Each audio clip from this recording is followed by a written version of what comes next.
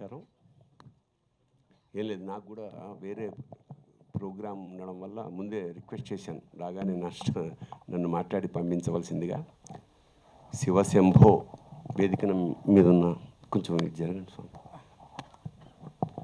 వేదికను అలంకరించిన పెద్దలు, మా గోరేటి వెంకన్న గారు, మిగతా మిత్రులు, వేదికంతా స్వర్ణమయంగా బంగారు మయంలా ఉంది. చాలా ఆనందించదగ్గ విషయం ఏమిటంటే, ప్రీ రిలీజ్ ఫంక్షన్లా కాకుండా ఇది 100 days ఫంక్షన్లా ఉంది.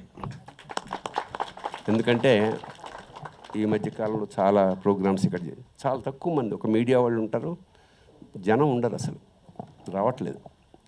అలాంటిది ఇంతమందిని సమీకరించి, ఇంత పెద్దల్ని సమీకరించి ఈ కార్యక్రమం నిర్వహించడం చాలా పాజిటివ్ వైబ్రేషన్స్ ఉన్నాయి, టైటిల్తో సహా.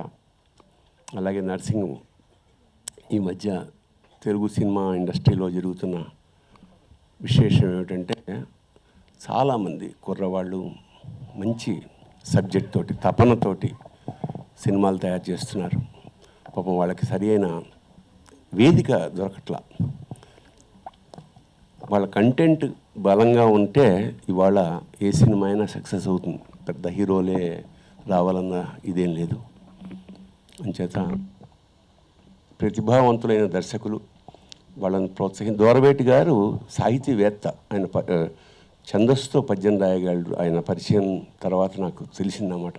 చాలా బ్రహ్మాండంగా మొత్తం డైలాగులు, ఇందులో ఒక సాంగ్ కూడా ఉంది, నా మీద పిక్చరైజ్ చేశారు. అలాంటి సాహితీవేత్త ఇవాళ నిర్మాత నాకు ఇప్పుడే తెలుస్తుంది. మీరు ఆయన నిర్మాత అనుకోలేదు నేను. దర్శకుడు వారుగా పాపం చాలా కష్టపడి, అంత గతంలో సినిమా చేసిన చాలా వ్యయ ప్రయాసలకు నిజంగా వ్యయం. సినిమా అంటే ఇవాళ కోట్లతో వ్యవహారం.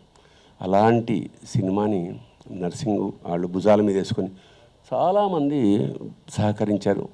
ఒక చిన్న పల్లెటూరులో ఈ సినిమా చాలా ఇష్టంగా చేయడం తటస్థించింది. ఇందులో నాది కూడా ఒక్క రోజులో దాదాపు ఒక 10 సీన్లు, ఒక సాంగ్ కూడా చేయగలిగాడు. అంటే అవసరం అలాంటిదన్నమాట. మళ్ళా డేట్స్ లేవు, ఉన్న దాంట్లో సాంగ్ కూడా చేసేసి నాకు తర్వాత వినిపించారు. సో ప్రతిభకి ఆకాశమే హద్దు. ఖచ్చితంగా దీన్ని మీరు నర్సింగ్ని, నిర్మాతని, దర్శకుడిని, మిగతా ఆర్టిస్ట్ని కూడా తప్పకుండా ఆదరించాలి, ఆశీర్వదించాలి. ఖచ్చితంగా శివశంభో ఒక ఎక్స్పీరియన్స్గా మిగులుతుందని మనస్ఫూర్తిగా కోరుకుంటూ, పెద్దలు, వేదిక మీద ఉన్న పెద్దలందరూ నన్ను మన్నించాలి. నాకు వేరే కార్యక్రమం ఉండడం వల్ల నేను వెళ్ళిపోతున్నాను. శుభం భూయాత్. శివోహం. నమస్కారం.